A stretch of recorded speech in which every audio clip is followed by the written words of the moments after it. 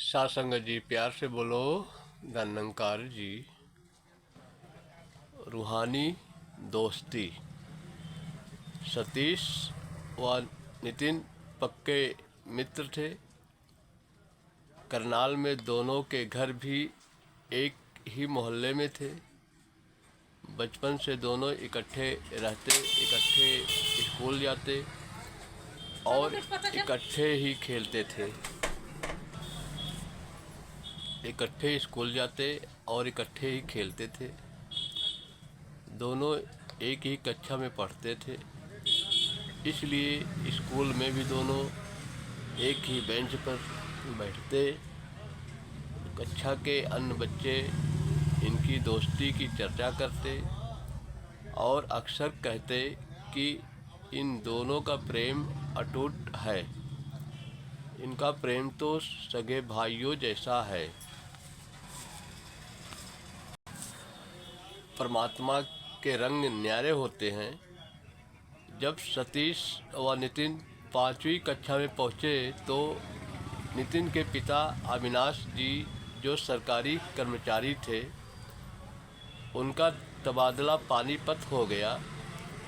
पानीपत था तो करनाल के निकट ही, लेकिन अब दोनों मित्रों का निरंतर मिलना असंभव था। कभी कभी महीने 2 महीने के पश्चात ही वो मिल पाते। कभी सतीश पानीपत आ जाता और कभी नितिन करनाल पहुंचकर अपनी पुरानी यादों को ताज़ा कर लेता और घंटों दोनों मित्र अपने नए स्कूल, नए दोस्तों, नए अध्यापकों व नए वातावरण के बारे में बातें करते रहते। इस तरह परस्पर प्रेम में भीगे हुए ये बच्चे अपनी स्कूल की पढ़ाई पूरी करने जा रहे थे। 10वीं की परीक्षा की तैयारी में व्यस्त रहने के कारण दोनों एक दूसरे से कई महीने मिल न सके। इसी समय के दौरान नितिन के परिवार की किस्मत बदल गई। पानीपत में नितिन के पिताजी के नए दोस्त रहीम खान बन गए, जो एक बहुत ही नेक व ईमानदार इंसान थे। दफ्तर में छोटे कर्मचारी से लेकर बड़े अधिकारी तक सब उनकी इज्जत करते थे, क्योंकि वह सबसे मीठा बोलते, सबकी यथासंभव सहायता करते। वह सदैव नर्म रहते। गुस्सा तो उनको कभी आता ही नहीं था। यदि कोई उनको बुरा भला कहता भी तो वह शांतचित्त रहते और हंसकर आगे बढ़ जाते। एक दिन नितिन के पिता अविनाश जी ने रहीम खान से उसके ऐसे स्वभाव के बारे में जानकारी लेनी चाहिए तो रहीम खान जी ने कहा, अविनाश जी, सच पूछो तो मैं एक बहुत नीच सोच वाला इंसान था।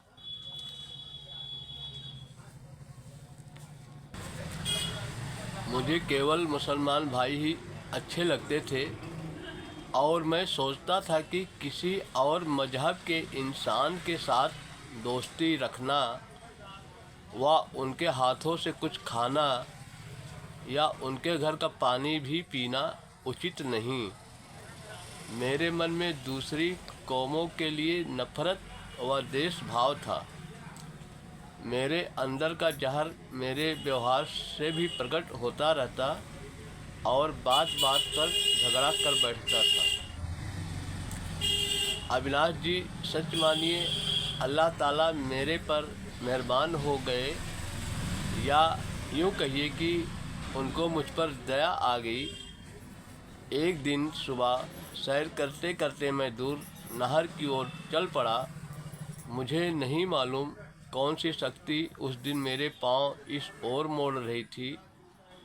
नहर को कौन सी शक्ति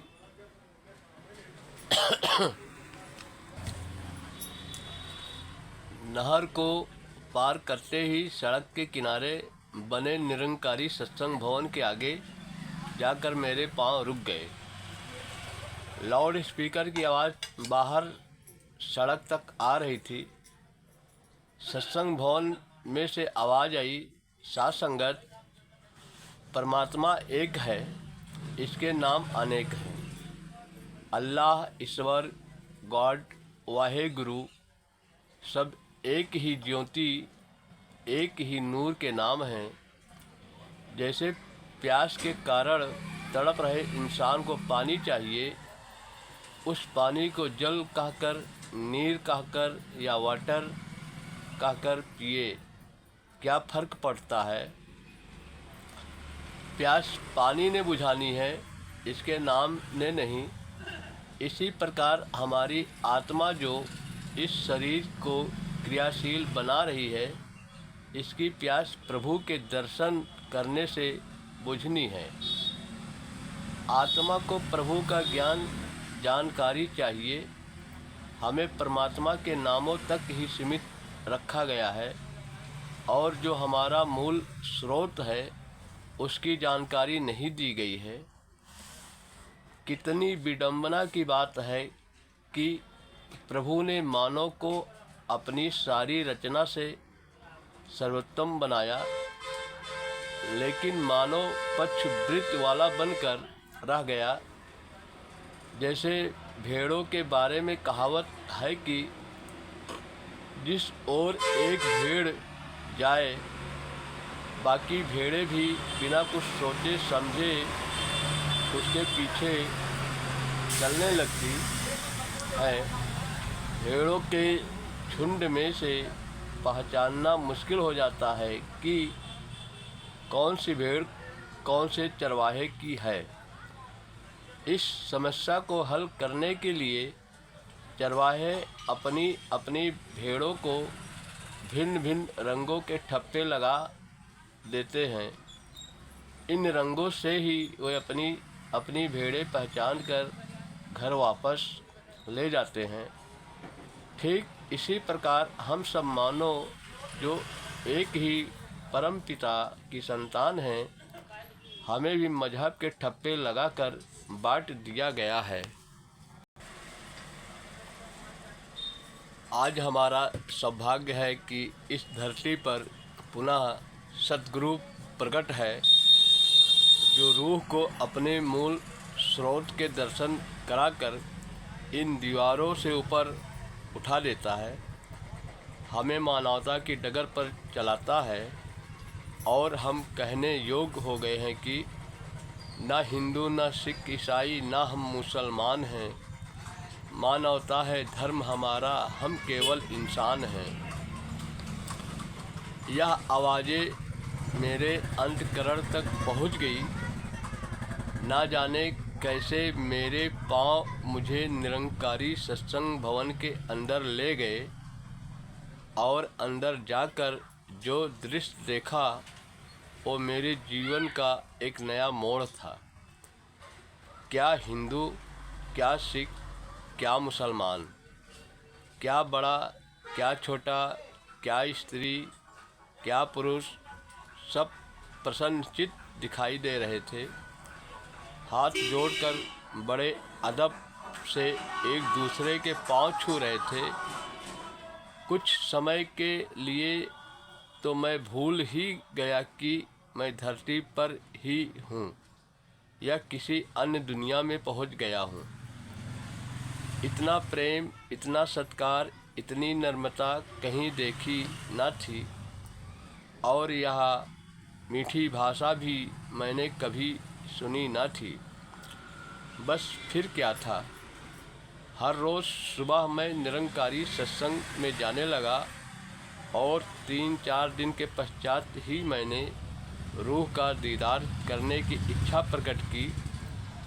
जब महात्मा ने इशारा करके इस सर्वव्यापक को रूबरू करवाया तो मुझे ऐसा लगा कि मेरे भीतर का इंसान जाग उठा है। मैं तो अभिमान से भरा हुआ था, पर जैसे जैसे सत्संग करता रहा, महापुरुषों के वचन सुनता रहा, मेरे विचार व स्वभाव में बदलाव आता रहा। देश ईर्ष्या नफरत की जहर के स्थान पर प्रेम नम्रता सद्भाव आने आरंभ हो गए।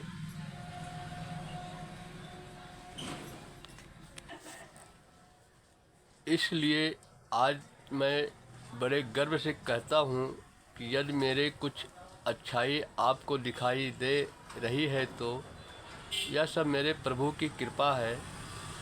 रहीम जी की इन बातों का अविनाश जी पर भी गहरा प्रभाव पड़ा और उन्होंने रहीम जी को विनती की कि आगे सेवा भी उसके साथ सत्संग में चलेंगे।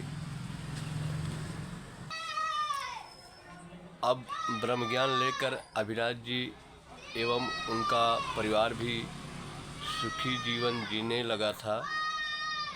10वीं की परीक्षा के पश्चात अविनाश जी का परिवार कुछ दिनों के लिए अपने पुराने दोस्तों व सतीश के परिवार को मिलने के लिए करनाल आया। अविनाश जी व उनके परिवार के बदले हुए व्यवहार व नम्रता ने सतीश जी के परिवार को अचंभित कर दिया।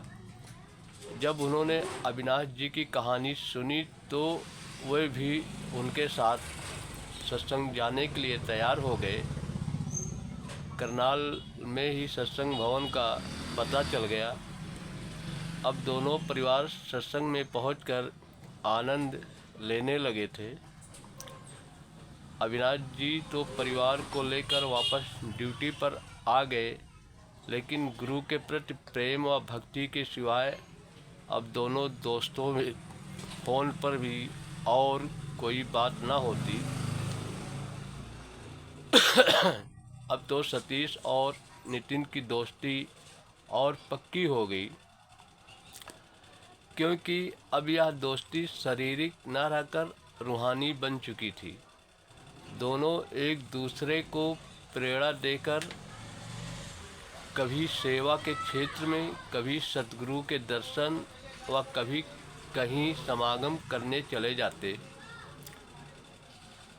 और ब्रह्मज्ञान लेने के पश्चात जो आनंद का जीवन बीत रहा है उसकी चर्चा करते। जब कभी कोई समस्या सामने आती तो वह एक दूसरे को सुमिरन करने व गुरु पर दृढ़ विश्वास बनाए रखने के लिए कहते। सद्गुरु के चरणों में अरदास करते कि सच्चे पातशाह हर मुश्किल का हल आप हो, आप समर्थ हो, सब कुछ कर सकते हो, फिर हमें इस उलझन से निकालो। जीवन की कठिन परीक्षा में नितिन व सतीश एक दूसरे की ताकत बन रहे और एक दूसरे को साथ लेकर गुरमत की डगर पर आगे बढ़ते रहे। दोनों मित्र सत्संग समागम व सेवा के बहाने इकट्ठे होते रहते और मिलकर गाते,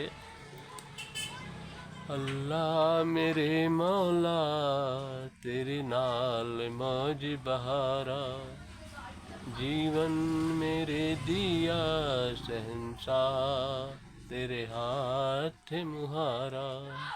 साथ संगत जी प्यार से बोलो धन निरंकार।